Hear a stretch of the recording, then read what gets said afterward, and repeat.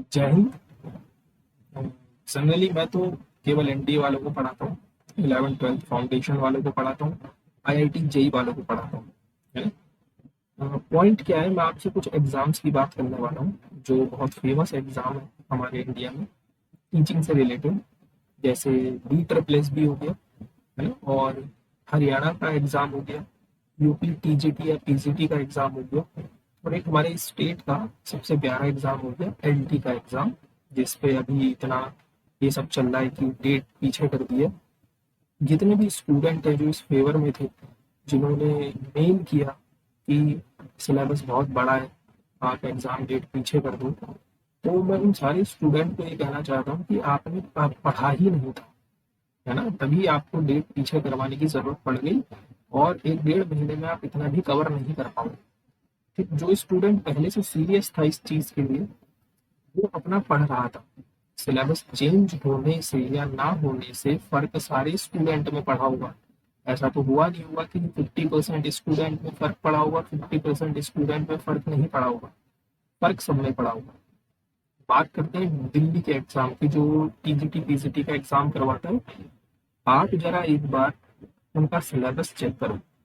अभी तक B triple S B में कोई भी सिलेबस नहीं था।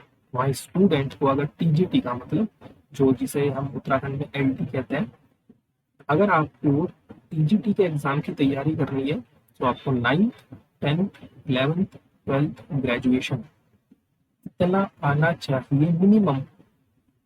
ठीक है, इतना मिनिमम आपको आना चाहिए, और कभी कभी कुछ 5-10 क्वेश्चन पोस्ट ग्रेजुएशन के भी आ जाते हैं। पीजीटी के एग्जाम की बात करते हैं दिल्ली के, वहां भी कोई सिलेबस फिक्स नहीं है। सेम यही पैटर्न है, लेकिन अब की बार पूरी की पूरी पोस्ट ग्रेजुएशन भी वो पूछ लेता है। ठीक, वहाँ के स्टूडेंट कभी ये बात नहीं करते हैं कि आपने सिलेबस इतना बढ़ा दिया। वो ऑब्वियस सी बात भी है। आप ये चीज भूल रहे हैं कि आप क्या बनना चाहते हैं। आप ये चाहते हैं कि आपको एक मिनिमम सिलेबस दे दिया जाए, एक मिनिमम क्राइटेरिया दे दिया जाए एग्जाम पास होने के लिए, और आप एक टीचर बन जाए। फिर हम बात करते हैं किस विषय में, फिर हम बात करते हैं इस विषय में कि उत्तराखंड में साक्षरता, उत्तराखंड में स्टूडेंट का इतना लेवल नहीं है पढ़ाई में, कहाँ से होगा। जब टीचर ही इतना पढ़ावा नहीं होगा तो स्टूडेंट का वो लेवल कहाँ से बढ़ाएगा। आपको 9th 10th का टीचर बना दिया गया है, आप वही बुकिश नॉलेज उसको देते जा रहे हो, आपने कोई एक्स्ट्रा नॉलेज गेन किया नहीं है, तो आप कहाँ से स्टूडेंट को नॉलेज प्रोवाइड करवाओगे।